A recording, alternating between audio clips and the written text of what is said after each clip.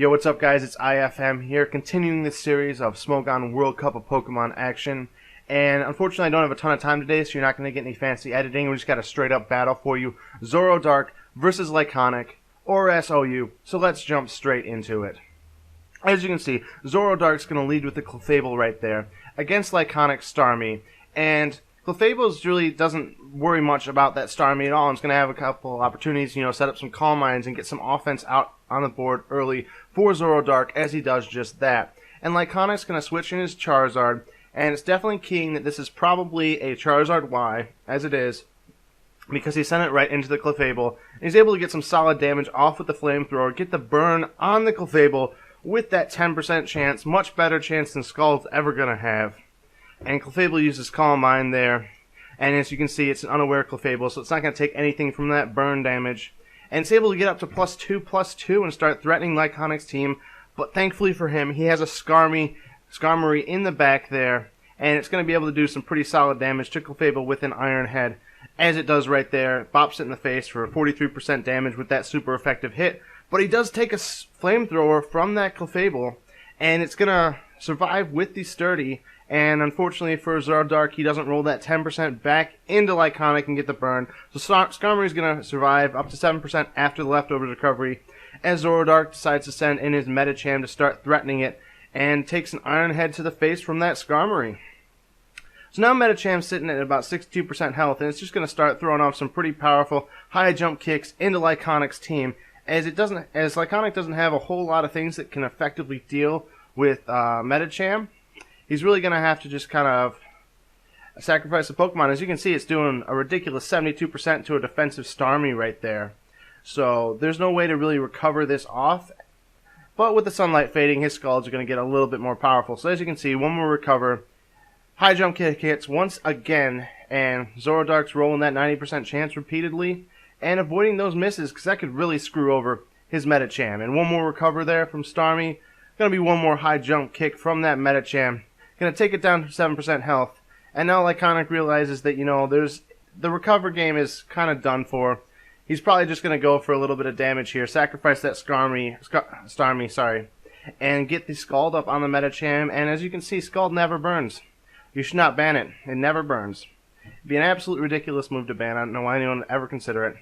And anyways, that Starmie is going to go down. And here comes Tyranitar, most likely Scarf, to threaten out that Medicham, as it just has to take a bullet punch, but can easily kill with the Pursuit, with the critical hit that obviously mattered a ton, Absolutely, absolutely critical, that critical hit.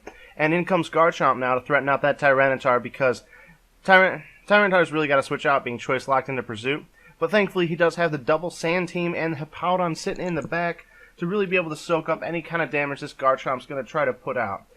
As you can see, Earthquake's going to do a very respectable 59% to that Hippowdon, but the Toxic's going to hit Garchomp right back, and it's going to start whittling away at its health.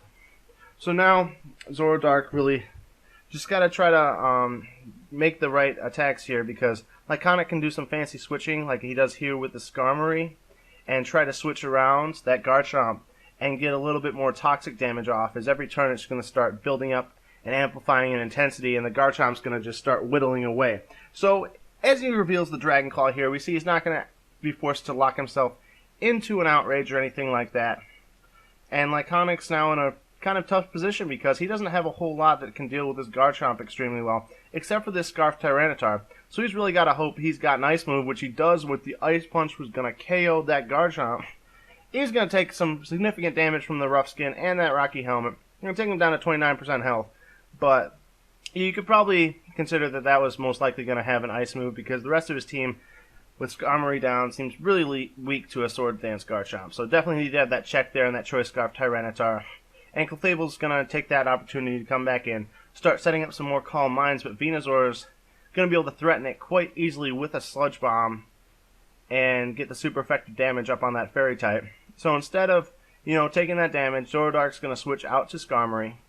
Going to eat that Sludge Bomb with the immunity, not take any damage from it, and get a little bit more of an advantage going on his side of the board here, because he has an opportunity to try to set up some entry hazards or something like that. But doing so does give a free switch into Charizard Y, and there's not a whole lot on Zorodark's team that wants to take a Fire Blast from that, so he's going to make an amazing prediction here. Going to realize that Charizard Y is probably coming in, and he's going to switch in his Raikou to threaten it out. But Lyconik has one of the best Raikou checks in the game with that Venusaur. So once he gets the Mega Evolve game going a little bit, actually, never mind. This is actually probably a Sun Venusaur. So that Venusaur is still going to take a fair bit of damage because it doesn't have the thick fat. But it's only doing 37% with an HP Ice, so not going to do a whole lot of damage to it. And now Latios is going to come in. He's going to threaten that Venusaur out, and he's just going to have to switch into his Hippowdon to try to tank a hit or two and get a little bit of damage up on that Latios when you combine the Life Orb with the Sand damage. And now, after sacrificing the Hippowdon, he's got a pretty good opportunity to send his Tyranitar and lead to a 50-50. Is he going to Pursuit, or is he going to Crunch? And is Zorodark going to stay in, or is he going to switch out? And Zorodark predicts correctly here, eats the Pursuit with the Latios, kills the Tyranitar with the Earthquake. We got a little bit of a mixed Latios set going on here. Going to do some significant damage there. And it's going to take Lyconik down to just 2 Pokemon remaining against Zorodark's 4. Pretty big advantage here for him, but he still has that Charizard Y, which is going to be immensely difficult for Zorodark to deal with. He's going to sacrifice his Clefable to the Charizard, because Clefable's not going to be doing a whole lot to Venusaur at all, especially with that revealed Sludge Bomb. That Venusaur is going to be able to clean him up quite easily, so it's probably his weakest option there. And now Raikou's going to come in and just going to start threatening that Charizard Y, and he's able to, predict this Venusaur switching, get that Volt Switch off, and get back into his Latios or something that's able to threaten this Venusaur out. But it's really going to come down to another 50-50 here. Actually, that's a Skarmory coming in. Sorry, my bad. I was playing one step ahead of the players, and obviously, well, I'm just going to assume they made the wrong move because it wasn't what I would have done. But anyways, Raikou comes in, eats a Hidden Power, reveals that Hidden Power Fire there, and that's going to do some pretty huge damage to the Skarmory, so he can't really use it as a check to it. And now he's going to switch that Skarmory in once again.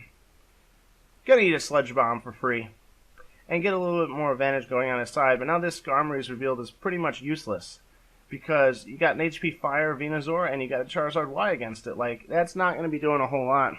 And instead he just keeps trying to switch around it and not put up any offensive pressure, which is definitely the wrong way to take this matchup. When you have a dead-in-the-water Pokemon and you have something on your side that can threaten both opponents' Pokemon if it's able to get in and maybe get a Roost off, I'm talking Latios here, you don't just start letting your Pokemon take damage. You just sacrifice that Skarmory and you get that Latios in on that Venusaur and you just start threatening the opponent's team. But instead he just lets his Raikou take a ridiculous amount of damage. He doesn't put any onto his Skarmory, which is basically dead in the water. And instead, he's able to just let the Venusaur get back up to 88% health. Able to let the Charizard get in for free. And now, he can't check that Venusaur at all on the Sun or anything like that. And he's just going to lose the game because he just didn't have the balls to sacrifice his Skarmory. He tried to keep it around for whatever reason. And unfortunately, that didn't pay off for him. And he's going to lose the game as a result because he's got nothing left that can deal with this Venusaur. His one opportunity really was to, hit it with a Psyshock from that Latios, but instead he just, plays around it, tries to preserve the Skarmory instead, lets the Skarmory just take a Hidden Power Fire after that, it's going to die, and it's not going to be doing a whole lot to this Venusaur, so yeah, that's pretty much going to be game. Now he's going to try to get a little bit more Life Orb damage up on that Venusaur right here. But maybe hope that a critical hit can kill, but he's still only at 69% health. It's going to kill the Raikou, and it's going to kill the Skarmory, and it's going to be game, folks. Lyconik is able to take it off of Zorodark, get a victory in for his team, and, set, I believe it's Central. I honestly didn't even fucking look at the players' teams before this game. That's really unprofessional of me, but I'm in such a rush that I figured I went for it. But anyways, Lyconik's able to take that victory, able to defeat Zorodark after we just see one more Hidden Power Fire right here. And so it's looking good for his team. And thank you guys for tuning in for this edition of the Smogon World Cup of Pokemon. An inside look at it and some commentary from IFM. Please make sure you like and subscribe and keep your eyes peeled on the channel for upcoming videos every single day of the tournament. IFM out.